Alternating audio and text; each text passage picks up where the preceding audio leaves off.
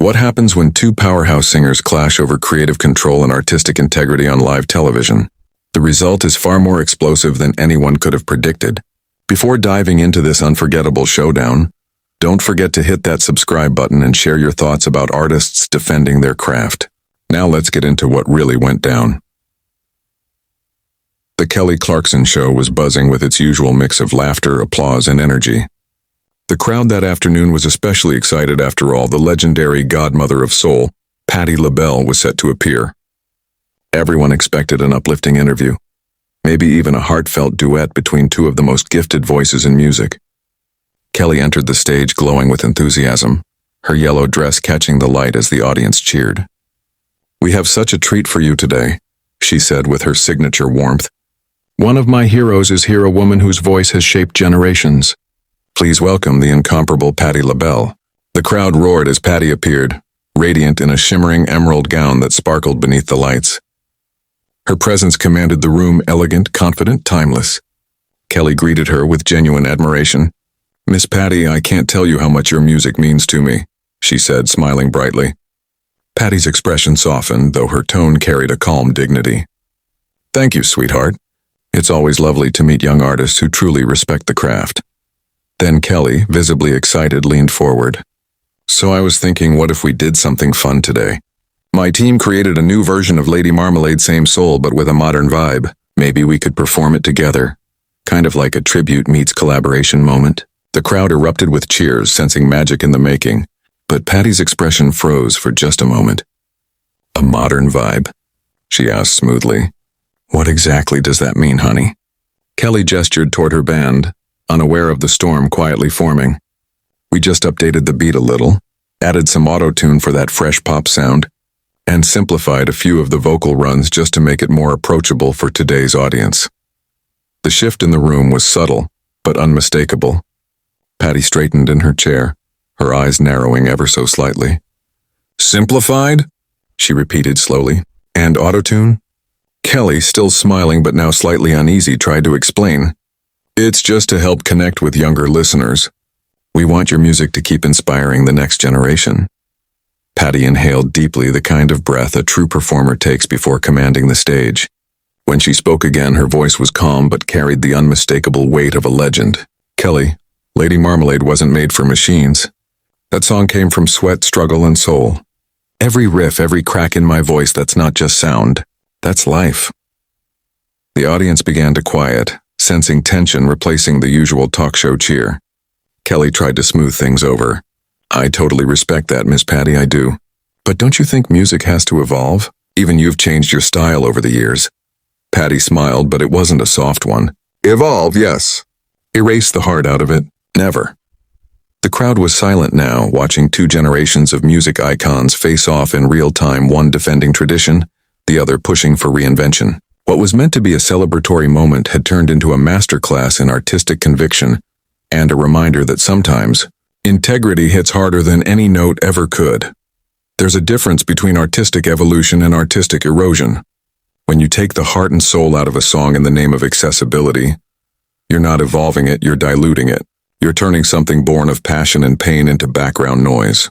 The studio had gone completely still.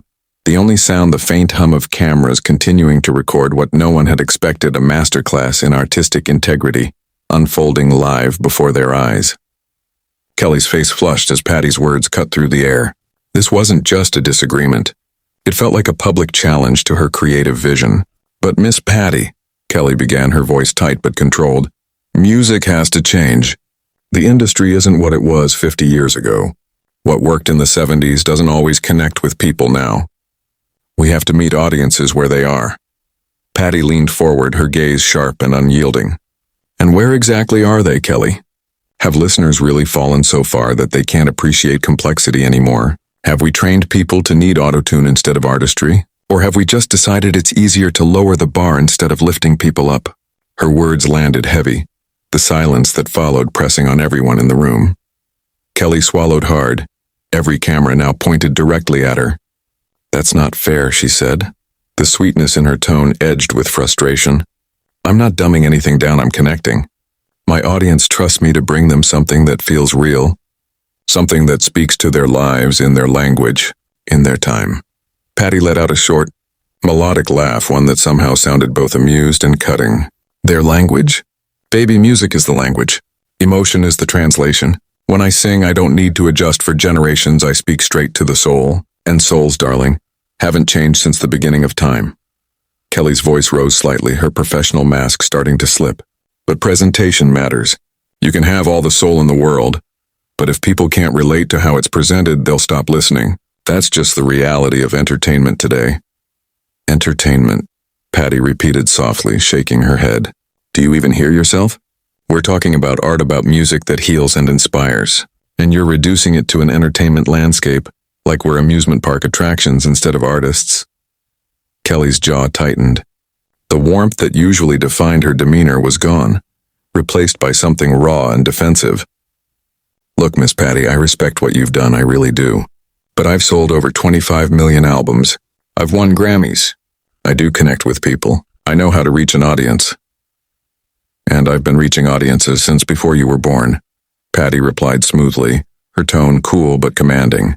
I've seen every trend come and go, every so-called revolution in music. And through it all, one thing has stayed constant. Authentic artistry. Real voices. Real emotion. Real people. That's what lasts when all the noise fades. The crew behind the cameras exchanged uneasy glances. This was supposed to be a joyful interview, maybe a duet that would go viral for the right reasons. Instead, they were capturing a generational collision, a live debate between legacy and modernity. Kelly stood abruptly, pacing behind her desk, her frustration now impossible to hide. I'm tired of this attitude that anything new automatically means it's shallow or fake. I'm not a sellout because I adapt. My music has helped people through heartbreak, loss, depression. That means something. Don't tell me it doesn't. I never said your music wasn't meaningful, Patti replied calmly, though her eyes still burned with conviction. What I'm saying is when you take my music and polish it until it sounds like everything else on the radio, you erase its truth. You erase its soul. Kelly turned sharply toward her. So what am I supposed to do? Just repeat every song exactly like it was sung 50 years ago? Never bring my own interpretation? Just stand here and mimic history like a karaoke machine? Patti leaned back, her expression unwavering. Don't twist my words, young lady, she said, her tone low but powerful. Interpretation is an artist's right, but authenticity is an artist's duty. And there's a world of difference between the two. The studio stayed silent, the tension so thick it was almost tangible. What had started as a friendly interview had become something unforgettable, a rare, unfiltered clash between generations, vision, and the unyielding question at the heart of music itself. What's the price of keeping art alive? Interpretation, Patti said firmly, isn't just about performing someone else's work, it's about understanding it. True interpretation requires respect for the source material, not reshaping it until it's unrecognizable. What you're describing isn't interpretation, she continued, her voice calm but sharp as glass. It's appropriation. You want the commercial shine of my song, but not the soul that gave it life. Kelly's composure cracked. That's ridiculous, she snapped, her voice rising enough to make the audience shift in their seats. Every artist builds on what came before, that's how music grows. The Beatles built on Chuck Berry, Madonna built on disco, and I'm building on voices like yours. The Beatles understood Chuck Berry before they built on him, Patti fired back, her tone cutting through the room like a note held perfectly in pitch. Madonna lived and breathed disco before she transformed it. But she paused, her gaze piercing. You're talking about taking a song born from the struggles and triumphs of women, especially black women, and turning it into something sterile and safe for mass consumption. Kelly froze mid-step, her eyes blazing as she turned toward Patti. And there it is, she said tightly. This isn't about auto-tune or arrangements. This is about who gets to sing what. It's about gatekeeping, isn't it? The word gatekeeping hung in the air, heavy and electric. Patti's expression shifted. The anger was still there, but beneath it was something deeper, older, like the memory of every battle she'd fought to be heard. When she spoke, her voice dropped to a near whisper, yet it carried through the silent studio like thunder. Gatekeeping? Child, I've spent my entire life opening doors for artists who look like me, sound like me, come from where I come from. I've mentored more young singers than you can count. But I will not stand by and watch you turn music born of struggle and spirit into something shallow. Not because you mean harm, but because you don't understand its roots." Kelly's face flushed crimson. "Don't you dare lecture me about struggle," she said, her voice trembling with emotion. "I grew up broke in Texas. I worked 3 jobs to keep singing. I fought with record labels that wanted to change who I was. I've earned my place in this business. Have you?" Patti asked, rising from her chair for the first time. The air seemed to shift as she stood to her full height, poised, powerful, commanding. "Or have you just learned how to give them what they want? There's a difference between earning your place and being given one because you play by rules written to keep real voices quiet." The silence that followed was deafening. Even the camera seemed to hum more softly, as if afraid to intrude. 300 people sat frozen in their seats, caught between admiration and disbelief at what they were witnessing. Kelly's mouth opened, then closed again. Her confidence, her usual armor, seemed to waver. When she finally spoke, her voice shook. "That's completely unfair," she said. "I have never compromised who I am for commercial success. Everything I've done is authentic to me, to my story, my sound, my truth." Patti tilted her head, studying her. The look wasn't cruel, but it was unflinching, the kind of gaze that comes from someone who has seen too much to be fooled by good intentions. "Is it, though?" she asked softly. "Because right now you're asking me to compromise mine. You're asking me to take a song I lived, that I bled into, and twist it until it fits your idea of what today's audience can handle." "I never asked you to compromise anything," Kelly shot back, but the conviction had drained from her tone. "I asked you to collaborate, to make something new together."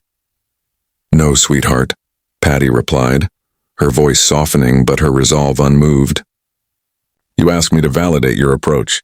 You wanted my name and my legacy to give it weight. But a real collaboration starts with conversation, with you asking what Lady Marmalade means to me, what story it tells, why it still matters. Instead, you came with a finished product and expected me to sign off. Why, because you thought I'd be grateful for the exposure?" Kelly's fists clenched at her sides. "I never said that. This show reaches millions. I just thought you'd want to share your music with a new generation." "And that," Patti said, stepping closer to the desk, "is the problem. You thought, you assumed, you decided what I would want without ever asking. Just like the executives who've been trying to tell me who I should be for 50 years. She pointed a finger gently toward Kelly. Not accusing, but resolute. "You made decisions about my art without me." "That's not true," Kelly protested weakly. "My team reached out to yours, we discussed the concept." "Your team reached out to my management," Patti corrected sharply. "No one asked me, Patti LaBelle, what I thought about turning Lady Marmalade into a bubblegum pop remix.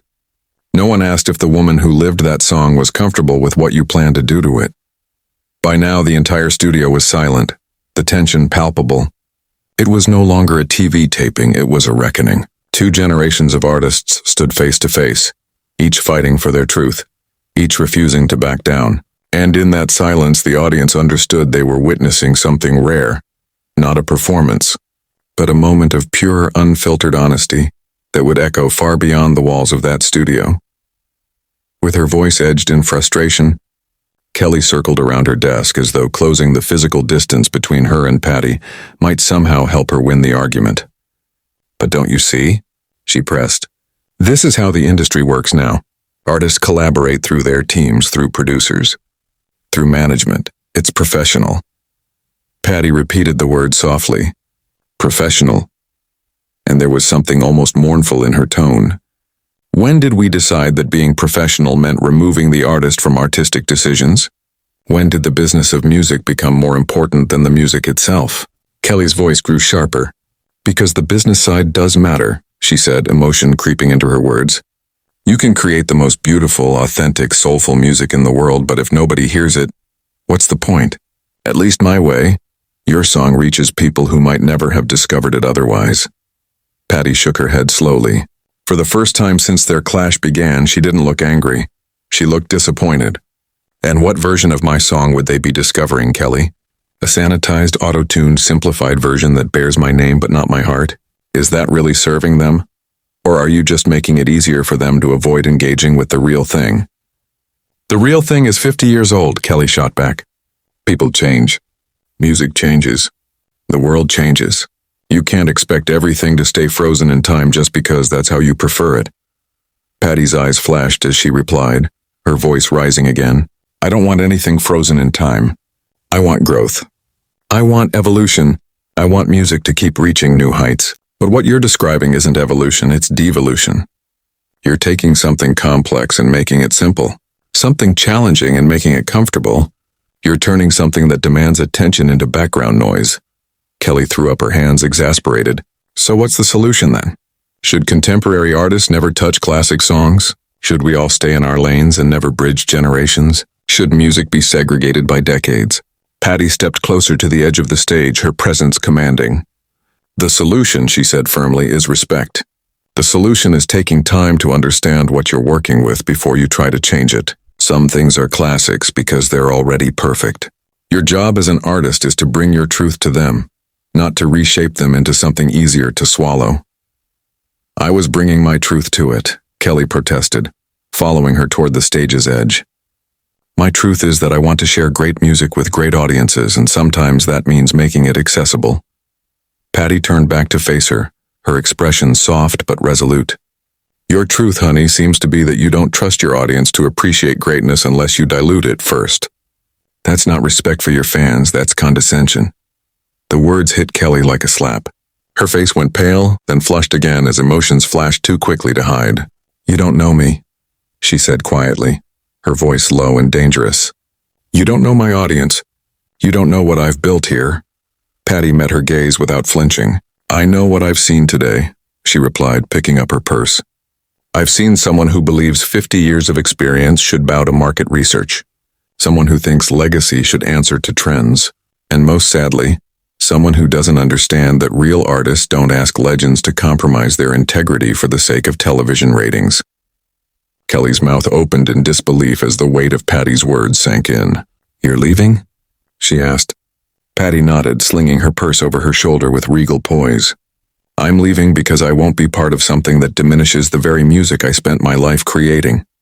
And because I refuse to pretend that what you're offering is collaboration, when it's really appropriation dressed up with a smile and a TV contract. Miss Patti, please, Kelly called after her, her voice cracking as desperation replaced defiance. We can work this out. We can find a compromise. Patti paused at the edge of the stage and turned one last time. Sweetheart, she said gently, some things shouldn't be compromised. Some things are worth more than television moments, viral clips, and social media buzz. Some things are sacred. Until you understand that, you're not ready to collaborate with me or anyone who takes their artistry seriously. With that, Patti LaBelle walked off the Kelly Clarkson Show, leaving behind a stunned host, a speechless audience, and a moment of live television that would be dissected for years to come. The cameras kept rolling as Kelly stood alone on her stage, the silence heavy, the weight of Patti's words hanging in the air like a curtain. So there you have it, one of the most unforgettable confrontations in talk show history. Was Patti right to defend her artistic integrity? Or was Kelly simply trying to share timeless music with a new generation? Share your thoughts in the comments below, and don't forget to subscribe for more unbelievable stories from the world of entertainment.